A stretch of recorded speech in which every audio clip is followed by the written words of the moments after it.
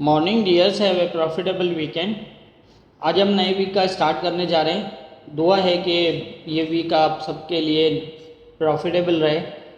कोशिश करेंगे कि जितना हो सकता है बेहतर से बेहतर एनालाइज करें और बताएं आपको। कल मैंने एक लाइव सेशन किया था M15 के हवाले से। जैसा मैं M15 का जिक्र करता हूं कि मैंने M15 के हवाले से भी एक जो है वो स्ट्रेटजी बनाई है, हमारे मेथड बेस पे ही है। वो जो है हमारे H4 के जो लेवल्स हैं उनके ऊपर किस तरह जो है वो हमें मॉनिटर करना होता है M15 टाइम फ्रेम के हवाले से। तो ये है कि फ़र्स्ट एक्सपीरियंस था। कोशिश तो की थी मैंने, मोबाइल पर लाइव आया था, तो उसमें कोशिश की थी कि बेहतर से बेहतर किया जाए। लेकिन ज़ाहिर है एक जो फर्स्ट एक्सपीरियंस होता है उसके अंदर ज़ाहिर है कुछ कमी ज़रूर रह जाती हैं। सो उसमें भी इस तरह से हुआ है, लेकिन कोशिश करूँगा मैं मज़ीद कि नेक्स्ट जो है वो जो कमियाँ उसके अंदर रह गई थी वो पूरी करूँ कोशिश करके, और बेहतर से बेहतर उसको दोबारा जो है वो किसी टाइम दोबारा लाइव आके उसको जो है वो समझाऊँ। दूसरा ये है कि उसमें ये आप ज़रूर कर सकते हैं, क्योंकि मैंने पॉइंट टू पॉइंट बात की है, लेवल टू लेवल बात की है। हाँ, स्क्रीन अगर सही से नज़र नहीं आ रही, थोड़ा सा जूम करके देख लें।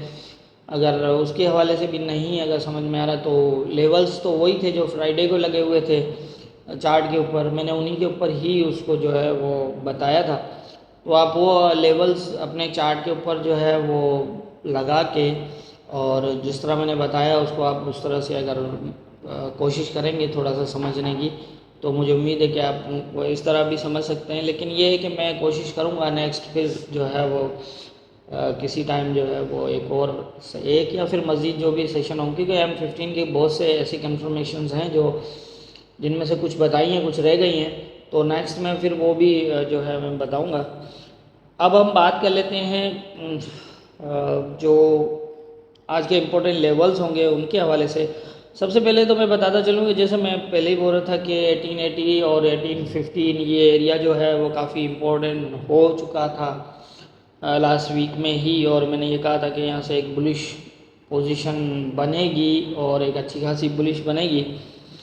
यहाँ तक तो मैंने यहाँ ये भी कहा था कि अगर कोई सेल में फंस गया तो बहुत बुरा फंसेगा, क्योंकि जैसा मैंने पहले भी बताया कि ये जो ऊपर से आया था, ये यहाँ पर जो 78 का जो एरिया है, इसका जो मेजर एरिया है, ये उससे भी शेडो लगा के फिर जो है वो नीचे की तरफ आया था यहाँ से। तो ये जो शेडो लगा हुआ है ये इंडिकेट कर रहा था कि ये जो है वो नीचे का जो मेजर जोन है, क्योंकि इसके 78 के बाद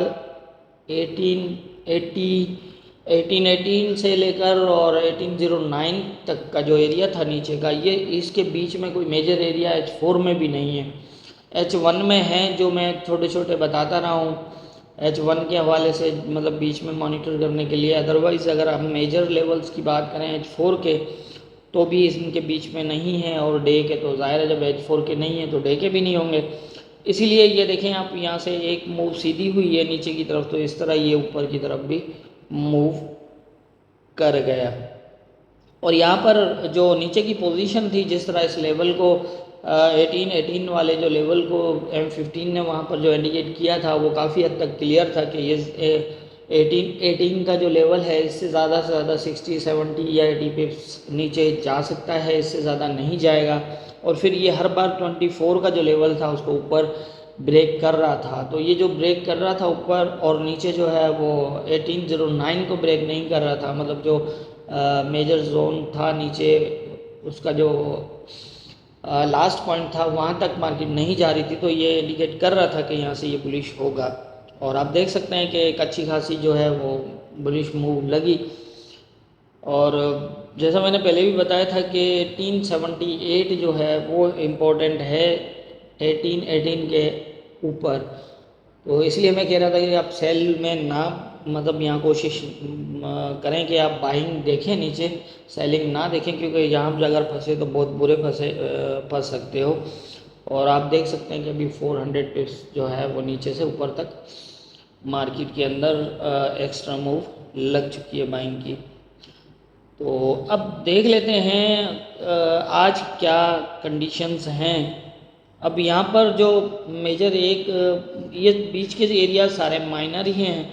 अब होता ये कि मैं ये माइनर एरिया भी इसीलिए देता हूँ कि अब ये एक दिन में तो यहाँ तक तो नहीं जा सकता, या फिर चला भी जाए लेकिन ये कि मॉनिटर करने में आसानी हो कि आप किस तरह मॉनिटर करेंगे। ऐसा ना हो कि ये यहाँ से जाए, इसको शेडो लगाए, फिर यहाँ आ जाए, आप हम फंस जाएँ और फिर यहाँ से ये बुलिश हो। मतलब इस तरह की कंडीशंस बनती हैं।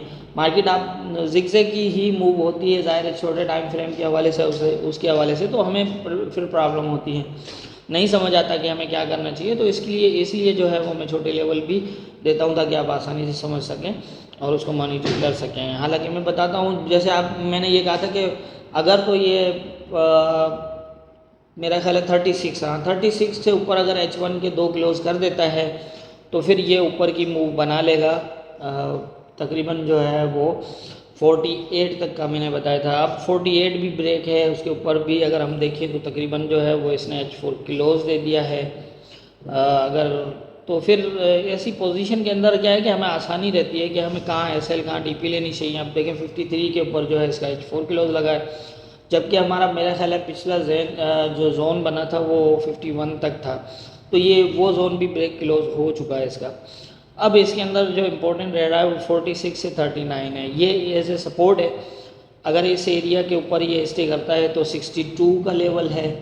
ये जो यहाँ थोड़ा सा ये भी है कि 57 से लेकर और ये 62 63 तक का एरिया है। हो सकता है कि इसे ये शेडो लगाए और फिर ये नीचे की जो है वो दोबारा मतलब करेक्शन करे बड़े टाइम फ्रेम में, क्योंकि H4 में तो आप देख रहे हैं ये सीधा सीधा बुलिश हुआ है और ये सीधा सीधा मज़ीद बुलिश हो भी सकता है, क्योंकि इस एरिया में मेजर जो है वो कोई रेजिस्टेंट भी नहीं है 78 के अलावा। और तो इसको हम थोड़ा सा इस तरह कर सकते हैं कि अगर तो ये जिस तरह स्टे कर रहा है, देखें अब इसको ब्रेक करने के बाद इसने दोबारा इस एरिया को टेस्ट भी नहीं किया। पॉसिबल है कि ये यहाँ 57 या 63 तक जाए और यहाँ से फिर दोबारा आए यहाँ पर। और ये दोबारा क्यों आए, ये मुझे इस तरह लग रहा है कि थोड़ा सा जो है ना वो छोटे टाइम फ्रेम में जो है इसके जो है वो एक शेडो ज़रूर लगा हुआ है M15 के हवाले से, लेकिन ज़रूरी नहीं है यहाँ मॉनिटर करना है।